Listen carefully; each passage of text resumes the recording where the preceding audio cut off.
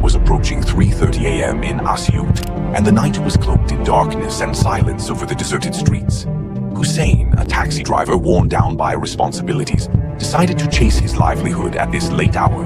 Suddenly, he noticed a dark figure on the sidewalk, a man dressed entirely in black, standing silently as if he were part of the darkness.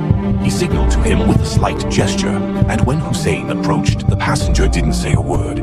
He simply opened the back door and got in, sitting precisely in the middle of the back seat.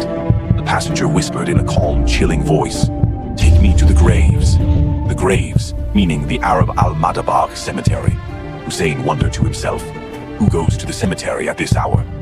Fear crept into him, but he tried to calm himself down. The taxi started moving, and that's when the strange signs began to appear. Hussein smelled an odd scent of dust and soil, unfamiliar, almost like the smell of graves.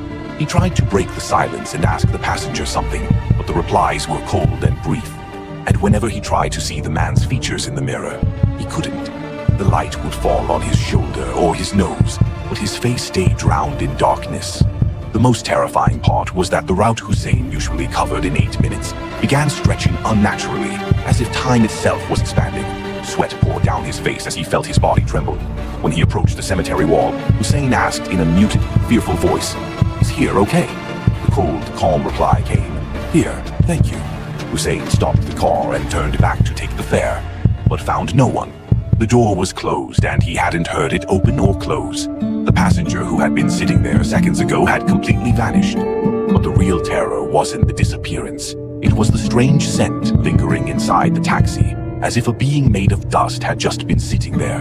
Hussein slammed his foot on the gas pedal, fleeing the place, his eyes fixed on the road and his ears bracing for any sound from behind. Consequences of the horror. The story didn't end with the trip.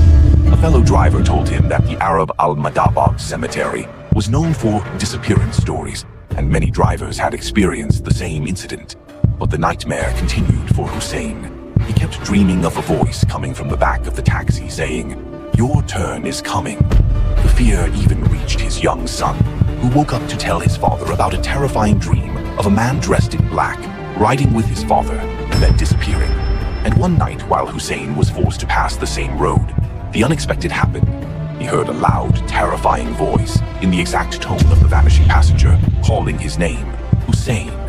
Since that day, Hussein has lived reciting the Quran, insisting that he truly saw the passenger, and that he did ride with him, and that those cemeteries hide behind their walls secrets beyond description.